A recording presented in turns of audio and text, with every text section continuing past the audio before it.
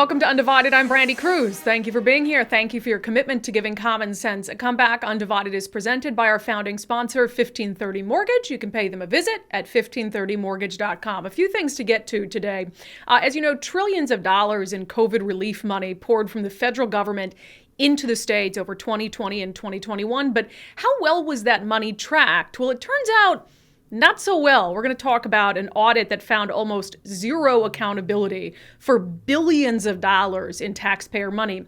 Also, I'm sure you've heard the CDC has relaxed its guidance around COVID-19, apparently deciding that American adults can finally be adults and make decisions for themselves. Why this underscores a point that I made last year about not making long-term decisions for a rapidly changing pandemic. We'll talk about that.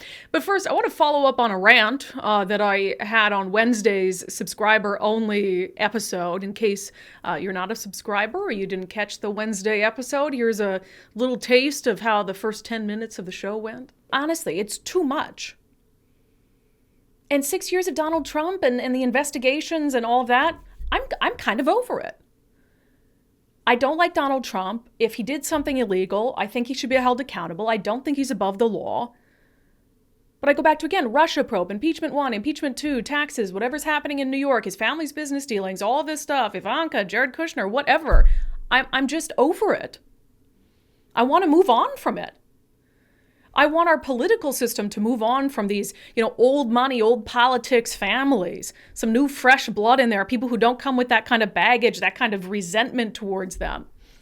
People who can just focus on making the country a good place, making our state a good place, making our communities a good place, and helping us live the lives that we want to live.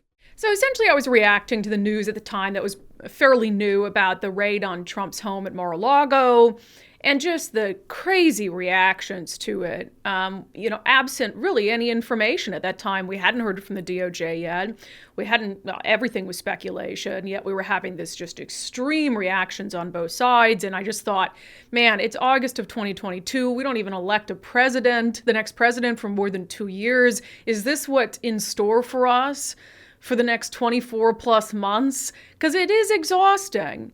And I said all that not to say I'm not covering what's happening with Trump at Mar-A-Lago. No, I'm open-minded. If he did something illegal and he's convicted of it, then so be it. But it's like 6 years of all these investigations, and I think some of us are, I'm not going to say some of us because I feel like I'm not, but so wrapped up and so invested in anything that happens to Trump. People talk a lot about Trump derangement syndrome, TDS. I think there's two kinds of Trump derangement syndrome. There's the people who believe that Trump alone is like negatively influencing their lives intentionally, like they cannot get by if he's president. It just consumes their every thought. And then there's the people who are on the total opposite end of that spectrum, who like, Trump can't do anything wrong. He's above the law. His hands are totally clean. I'm not even going to entertain the idea that he might have done something illegal. And most of us are just in the middle, like, God, we're sick of all of this. God, this is exhausting. And so my whole rant was just about, look, like, remember what's important to you. Try to stay focused in your own life, your own happiness, your family's health, your family's happiness. And yes, I mean, politics influences that, but don't let it consume you.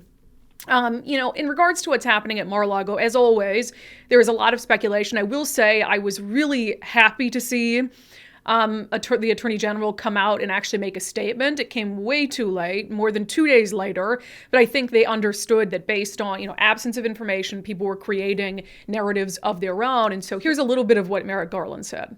The search warrant was authorized by a federal court upon the required finding of probable cause.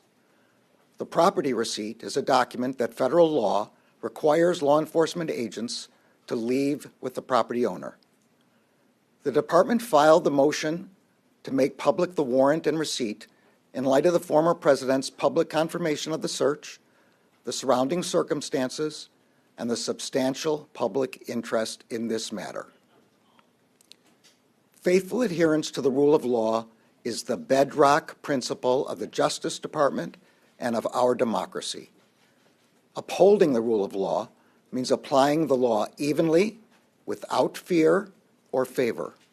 Under my watch, that is precisely what the Justice Department is doing.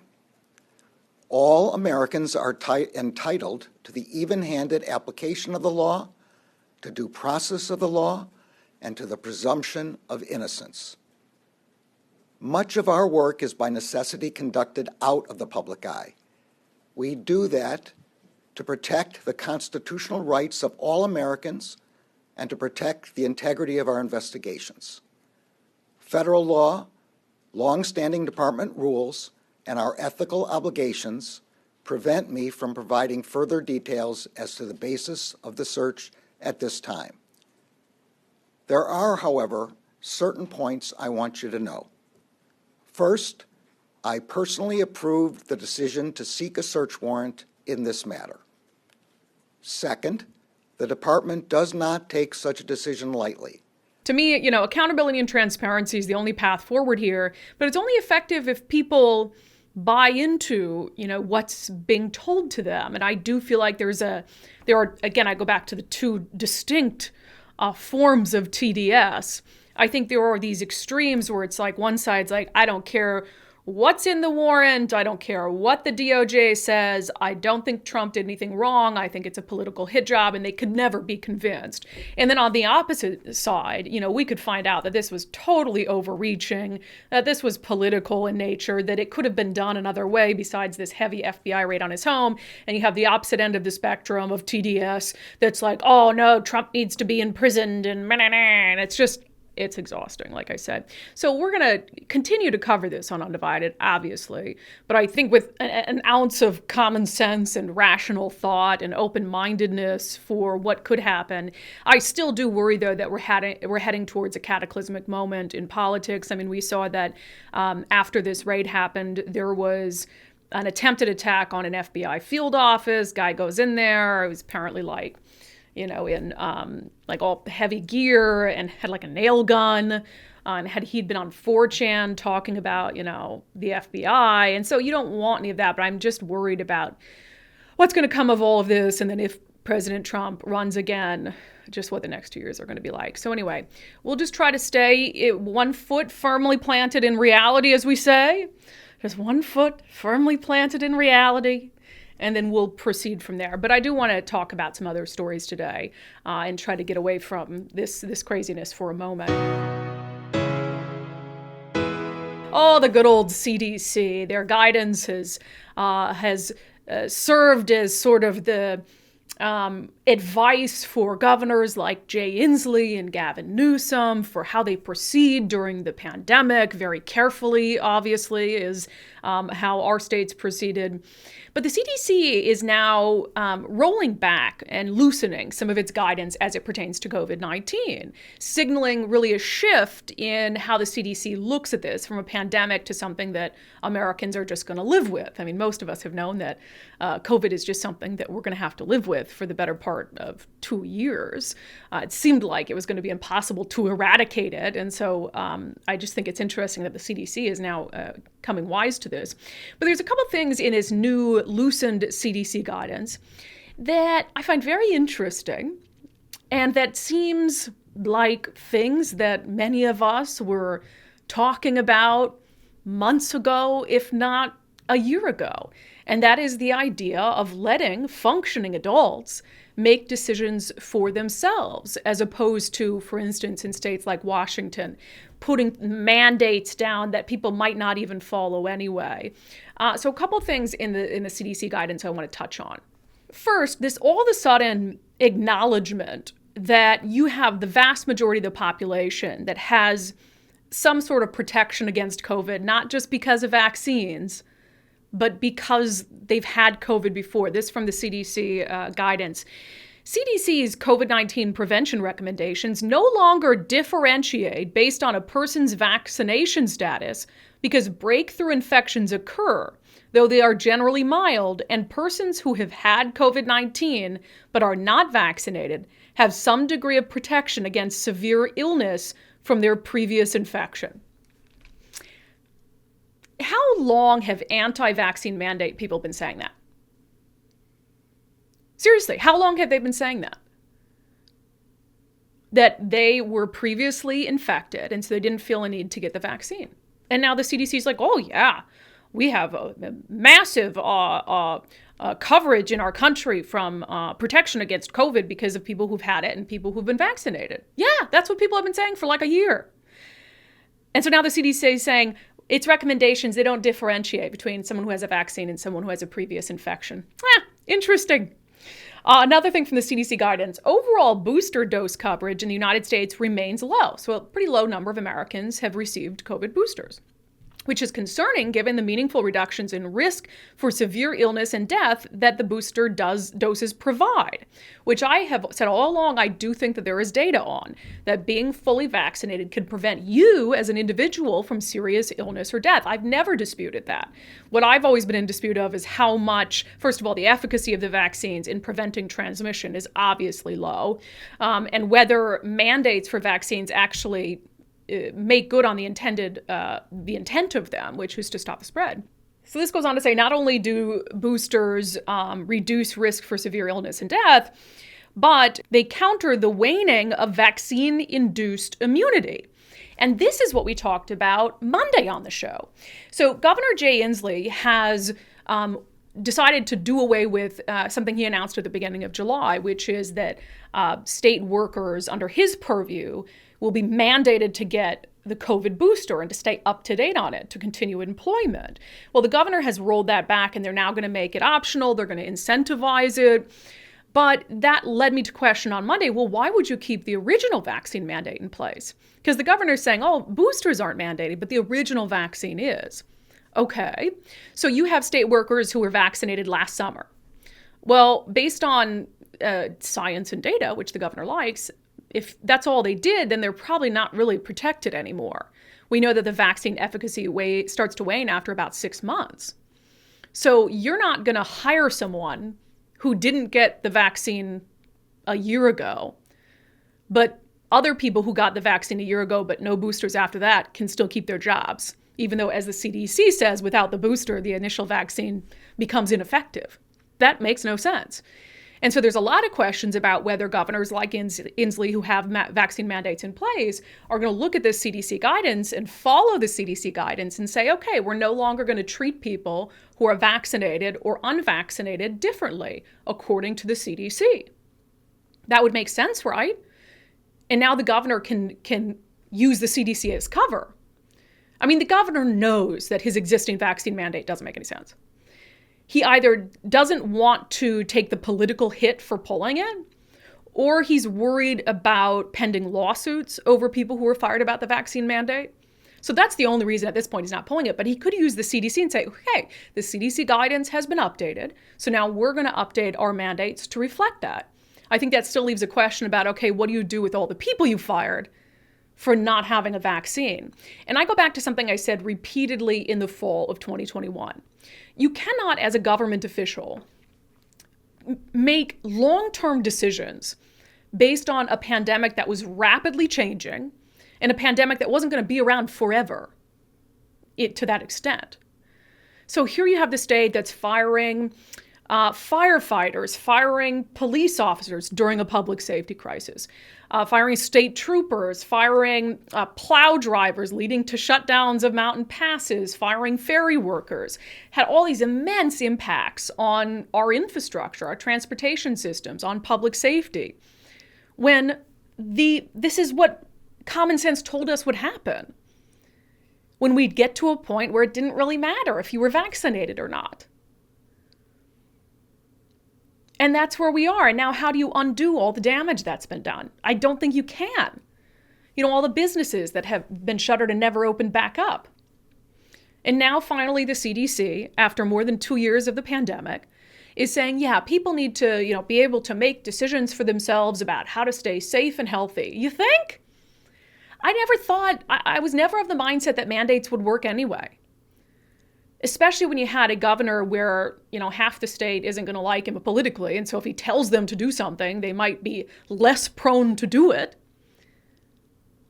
It was like carrot versus a stick. I just think that a carrot is more effective in saying, hey, coming out, and there were many governors who did this. Like, hey, here's what health officials say. Here's what you need to know about this disease. Here's what we recommend that you do to protect yourself, to protect your friends, to protect your family, to protect your neighbors. and then trust in citizens to do the right thing.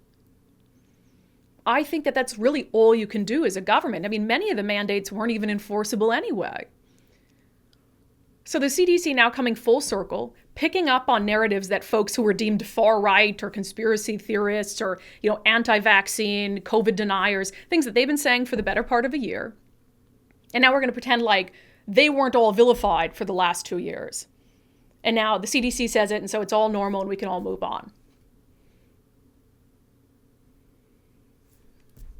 This is what happens when people are singularly focused on politics, even in matters of public health. It results in policies and procedures that don't make any sense. Speaking of COVID, let's talk about the trillions of dollars that flooded in taxpayer money that flooded into states during the pandemic to help with the variety of issues that states were facing due to the pandemic. Well, that money needs to be tracked, and there are strings attached for states who receive that kind of federal help. No different in Washington state, where the state recently did an audit to determine how the billions in federal dollars that came into the state were used and whether they were used properly. Well, it turns out that the folks who did that audit had a really hard time finding an answer to that. To explain the situation more thoroughly, I wanted to bring in a friend of mine who knows all about this stuff. Jason, thanks for joining us for Fridays with Friends. Introduce yourself for folks who aren't familiar with you. Great. Thanks, Brandi. I'm Jason Mercier, the Government Reform Director for the Washington Policy Center, and I've had, the pleasure of studying Washington budget and taxes for about 20 years. You're like a budget nerd. Is that fair? Well, I'm using an old state budget to prop up my computer, so I guess that qualifies. Yes, I love it though. You're always sliding into my DMs, but not with anything inappropriate, with juicy stories and details on taxes and the budget. So I always appreciate you giving me the scoop. Well, I figure if I'm going to find the information, I should share the joy. I love it. So there's a couple stories I wanted to have you on to talk about today that you slid into my DMs about. One of them is we know that we got a record amount in many states of federal dollars during COVID. And there has been an audit of a Washington state audit of how this money was used, $37 billion. The audit didn't go very well. Is that a good characterization? Yeah, when an audit totals over almost 1,100 pages, there's going to be some interesting things in it. And this is a federal financial audit that actually happens every single year. The state auditor looks at compliance of state agencies with federal reporting requirements, because we know there's no such thing as free federal funds, and they come with a lot of strings and really stringent reporting requirements to make sure that the money is spent appropriately. But with this particular audit, this was the first one that they've got to dive in those billions, as you mentioned, of the federal COVID relief funds. And the state of Washington did not do a great job, according to the state auditor, of complying with that. In fact, they issued what they call an adverse opinion, which basically means they don't believe they have the data and the information from the state to actually verify that it was used appropriately because of lack of documentation. So we get all these billions from the federal government, as other states did, to help with COVID relief and everything that entailed. And we didn't track the spending of that well enough for them to even perform a real thorough audit. Yeah, they basically, on almost all of the COVID funds, they said they had an adverse opinion. But there were findings beyond it. There were over 60 findings for not complying with federal reporting. And I guess the most problematic about that are a couple of things. One, the state auditor basically said for the first time since 2003, they couldn't audit an entire program. The Department of Family Services, on the child care payments they were getting from the federal government, the auditor basically said we just couldn't audit that $273 million because of lack of documentation. And the state auditor said, this is a big deal. There is a possibility the state may have to repay that $250 million back to the federal government. Along with that, 31 of those over 60 findings were repeat findings where the state had not corrected prior problems, some going back decades. So there seems to be a problem of taking these findings by our independently elected state auditor seriously, and it's taxpayer money and it's compliance with federal law. So just, I don't know if we want to do hypotheticals, but with the $271 million that went to the families department with the state, and is it fair to say it's kind of untraceable at this point? I mean, what if there was fraud? Would there be any way to find out? Well, this is where now there's some disagreement between the auditor and the agency. The agency says we complied with the federal requirements. We just didn't comply with the extra security the state auditor thinks is appropriate. And in fact, they say that they'd like to do that, but it's going to require more taxpayer money from Washingtonians so that they can meet that reporting requirement. So their response to the audit is we're going to go to the legislature and ask for more money so we can actually meet these requirements recommended by the state auditor. So they failed an audit, and they say in order to not fail future audits, they need more money. If you want us to be able to spend the money you're sending us right now appropriately, you got to send us more, was basically the response. It's like only a government agency could function that way. Well, and this is why I think you saw that the state auditor actually make the statement that this is a problem. This is a big deal.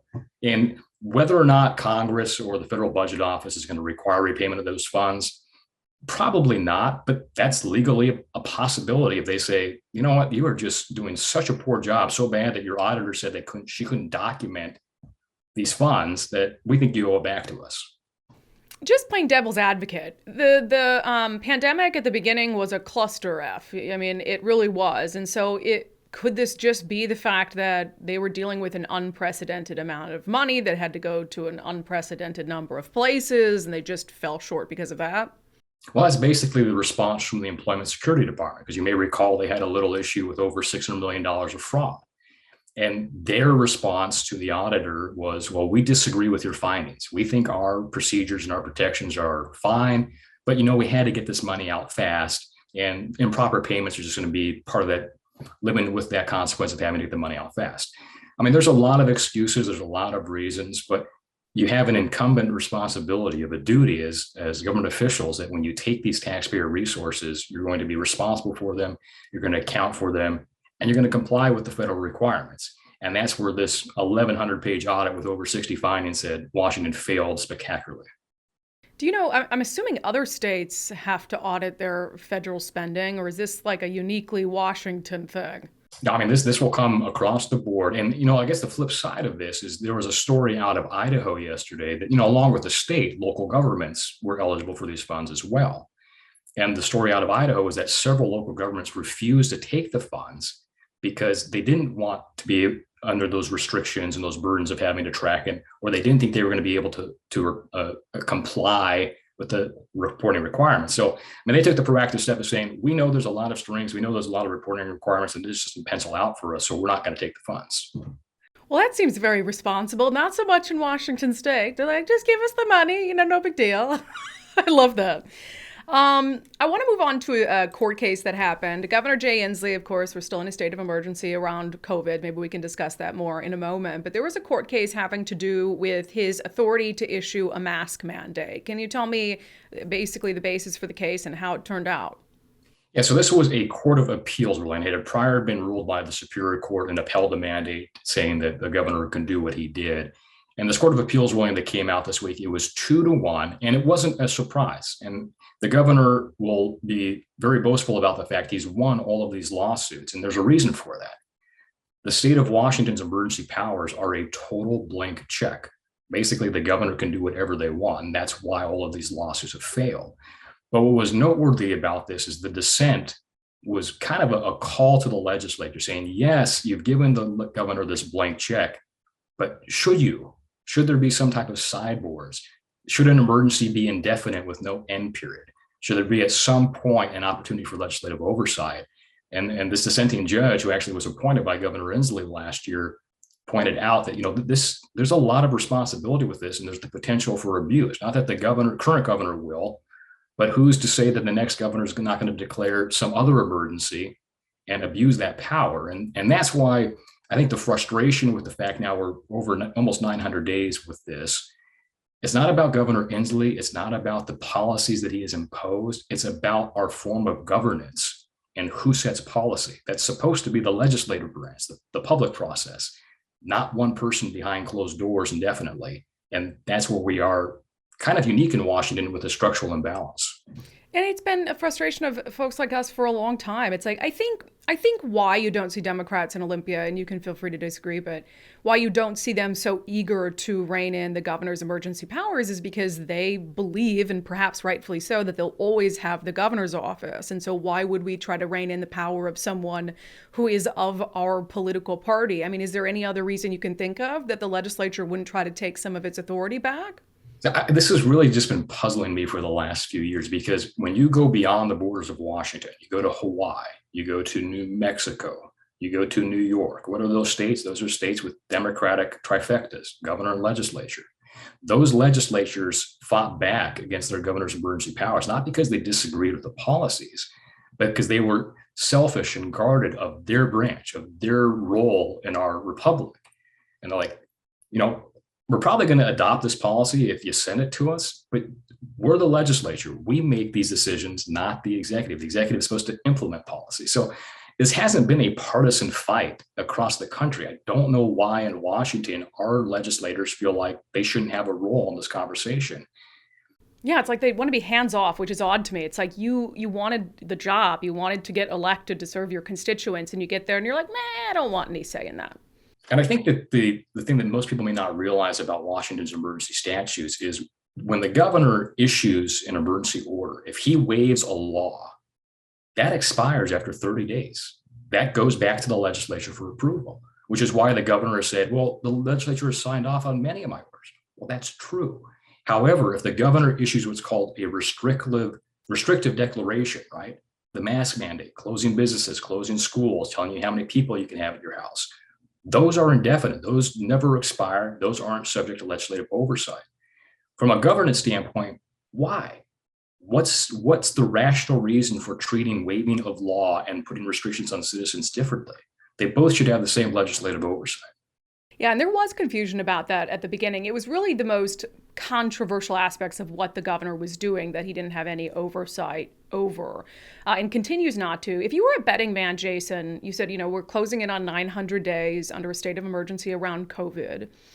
When do you think the governor might decide that it's time to give that up? And you are currently one of only 13 states that have an active COVID emergency. And we're one of just, I think, 3 that have no end date. All the other ones, because of their emergency powers law, expire unless reapproved.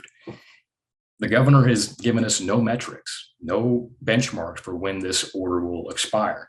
One possible silver lining, the CDC yesterday came out with new guidance that basically said that going forward, treating vaccinated versus unvaccinated differently in their recommendations, because I think they've estimated between being vaxxed and having prior COVID exposure, 95% of Americans have some level of immunity. So if the CDC is saying, we're not going to make that distinction anymore, maybe the governor will finally come to that conclusion. And we talked about the CDC's changes in guidance a little earlier on in the podcast. And I mean, the governor came back and beginning of July, said that he was going to mandate COVID boosters. And then he came back earlier this month and said, never mind, we're just going to make it optional and provide some incentives. Given the CDC's new guidance, do you believe that that could impact the governor's current, because he left the original vaccine mandate in place. Do you think that that is something that could go away? Yes, the interesting thing about his mandates for the state employees, and initially that new booster one that now he has rescinded because he's in contract negotiations with state employees and realized, maybe we should incentivize that, which I'm not sure if that was science-based or political-based. You can answer that question. But those orders are being done separate from the emergency powers orders. He's doing that as the employer. As the employer, they can set the work conditions. But I guess from a standpoint of public health and from science, even if you're the employer and you have the right to do this, if all the guidance is changing nationally, what's your rationale? And, I was thinking to myself also, I don't know if the Attorney General's office is still doing this, but the Attorney General would put restrictions on those attending press conferences saying you have to show proof of vaccination. Does that continue now with this new CDC guidance? Yeah, and I was actually going to, because you were the one who sent me that, you sent me a press release because I railed on that on the podcast about the fact that makes absolutely no sense to prioritize a booster over access of the press to a government official. And so I had planned today, it was on my list of to-dos to check in with the AG's office and see if they're going to lift that guidance. So I guess we'll find out. And this will kind of tie back to our original conversation on the budget and transparency on those audits. And, again, the reason why the governor was changing a mandatory booster requirement to an incentive is because he is in these contract negotiations with state employees. So a little bit of a topic change for you. Those are happening right now, and they're happening behind closed doors with no details released to the public or even to union members, right? It's just the union leadership. But there's something else that is happening in those talks, and that is discussion about pay raises for the next state budget. And we have no details about that. I do know the state employees have been saying, hey, we're getting hammered with inflation and we're having to work a lot of overtime because of inadequate staffing. And you can ask yourself why there's inadequate staffing right now in state agencies. But they're making the case about why they should have a pay raise. Probably a good case, but I think the same argument could be made for the rest of Washingtonians who haven't had any type of tax relief provided for the past couple of years. Yeah, we've got this process right now, just like with the emergency powers, we're behind closed doors. The governor's office is negotiating and will be making these decisions, and the legislature can't change what he agrees to. It's just an up or down vote. Yeah, I mean, accountability, transparency is something that should be non-controversial, and there's a lot of aspects in our state, at least, where we just don't see it, and this is one of them. Well, Jason, I appreciate your time and your expertise. Like I said, just a budget nerd, and I love it. Well, I've got to share the budget joy, so I appreciate being on with you today. Thank you. It's Friday. That means it's time for our segment, Florida Report. It's not even controversial anymore. People know in Florida their freedoms are going to be respected. And here to help us understand what's happening in the Sunshine State is our Florida correspondent, my sister Miranda. Hello. Hello. I don't even understand what's happening in the Sunshine State, but I'll do my best. Never a shortage of headlines. So when we got on kind of like our pre-call today, you were like, I know you don't want to talk about Trump because of your podcast on Wednesday. You just whined about him, but I want to start with the Trump story. So go ahead. Okay. And to be fair, this one kind of even supports your Spotify or your podcast. So this one is WFLA.com says Florida man taunts Trump by flying a ha ha ha ha ha banner over Mar-A-Lago. The article goes on to say NBC6 reports a plane with a banner reading ha ha ha ha circled above Trump's Palm Beach estate days after federal agents executed a search warrant on the property. Apparently this man out of Miami who's a Democratic activist paid $1,800 to have this banner flown, him in a group, but he's the guy that commissioned it, to fly around over top of some people who are standing outside in support of Trump. And in a way, just trying to like stick it to them, telling them that they should find something better to do with their time. And ironically, I think he should have found something maybe better to do with his money. I agree on both fronts. I mentioned this earlier in the podcast. I think that there's two types of Trump derangement syndrome. The people who think like, orange man bad, ruining my life, I can't function if he's president. And then the people who think he can't do anything wrong. And so I think that we're talking about two distinctly different, yet very similar groups of people. A match made in heaven, possibly. Yeah, so let them taunt each other until, they just tucker each other out. Okay, turns out, we have quite the homeless problem up here. I've been to Miami. Yes, there's some homeless people. I mean, if I were going to be homeless, I would definitely prefer Miami to Seattle to a certain degree. But there's an interesting proposal afloat down there about what to do with the homeless. Yes. NBC6 Florida says Miami homeless plan for Virginia Key is actually on hold. It's on hold. Basically, the plan was the city of Miami. We have this beautiful arrangement of islands just off the coast of the city. One of them is Key Biscayne, and between Key Biscayne and Miami, there's a beach called Virginia Key Beach. And it's this beautiful kind of uninhabited oasis that kind of would remind you of something off of Pirates of the Caribbean. It's so just natural. And the city of Miami wants to build 50 to 100 tiny homes to put on this island and allow these homeless people to live there, to be out of the city and away from like tourist destinations. And the county kind of came in and was like, no, But the city's like, you're not helping us do anything about it, because in reality, Miami-Dade County is made up of multiple different municipalities, I guess you would call them, or cities. But all the homeless, all the like the help and the any groups that are here to help homeless people are all in Miami. So Miami deals with the homeless situation of the county, and the county seems to not be putting in a lot of effort to help the city. So the city came up with this idea, and they were going to move forward with it, and then suddenly they were like getting pushback from the county, and the county wants them to come up with other places. Well, it's similar to Seattle, where Seattle has to deal with, I mean, all the homeless people are in Seattle, but for good reason, because Seattle just kind of lets them be without any intervention, and less so across King County. But when I think this, so some people joke here like, oh, just put all the homeless on an island or something. And I just think it's funny that in Florida, they're actually talking about putting the homeless on an island. But I've been to the Keys, and this sounds like something that I would want to do. Like, I want to live in a tiny house on the beach.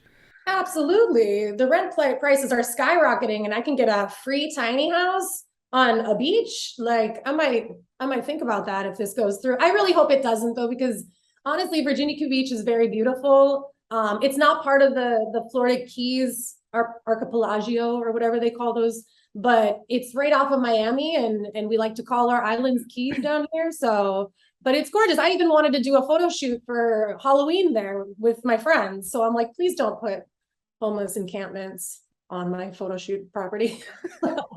Well, you have to keep us up to date on what happens there.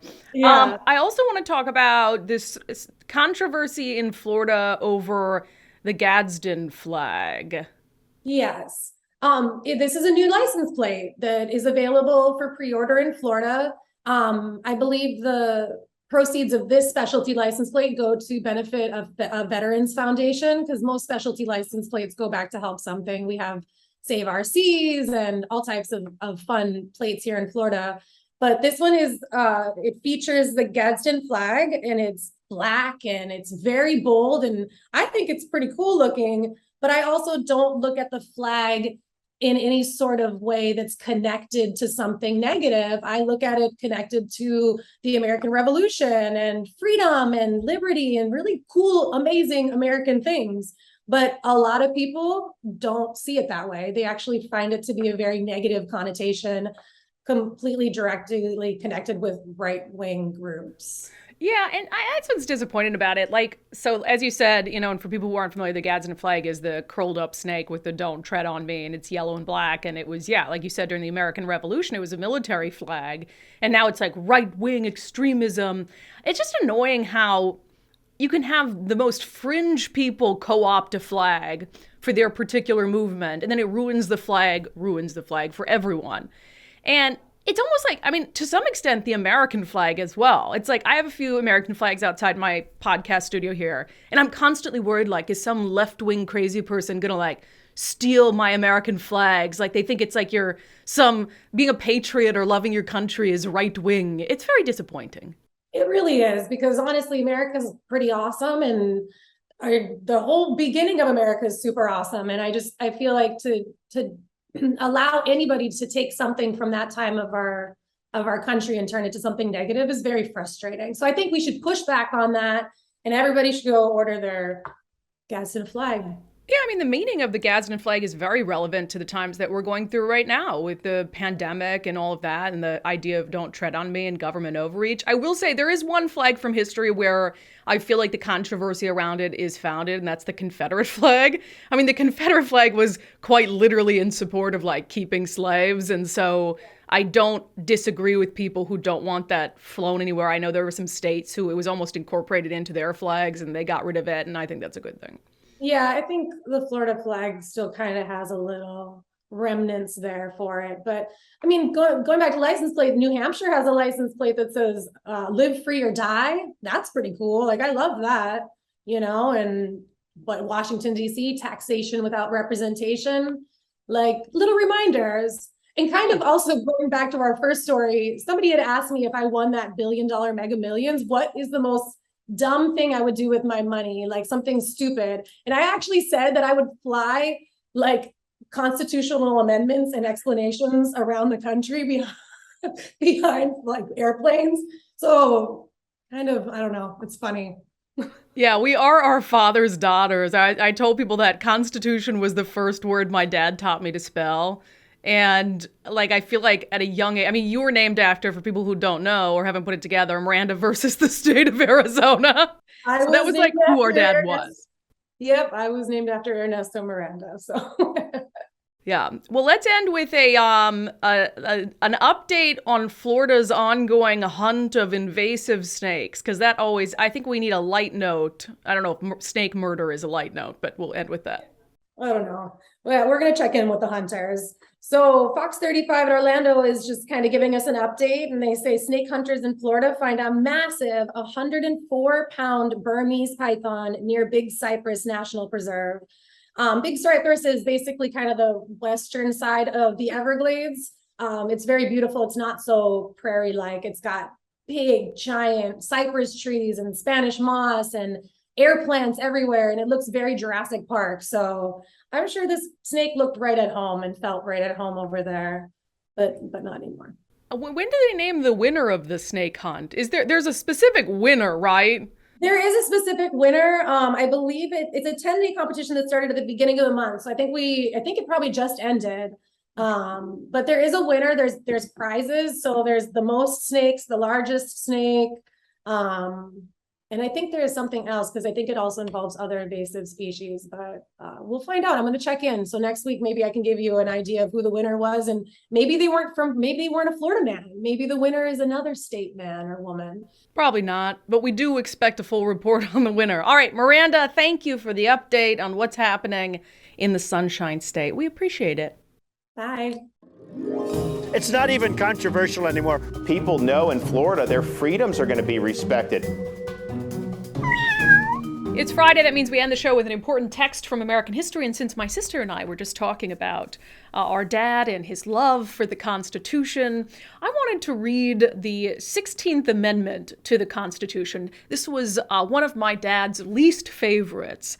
And if you follow the news cycle, you might know why I chose this one today. Always good to know which amendments are which and to have some information. So the 16th Amendment, I'm sorry, cue the patriotic music. Okay, thank you. The 16th Amendment to the U.S. Constitution. Does anybody know what it is? Anybody? What's the 16th Amendment? If you said it has to do with taxes, you are correct. It was passed in 1909.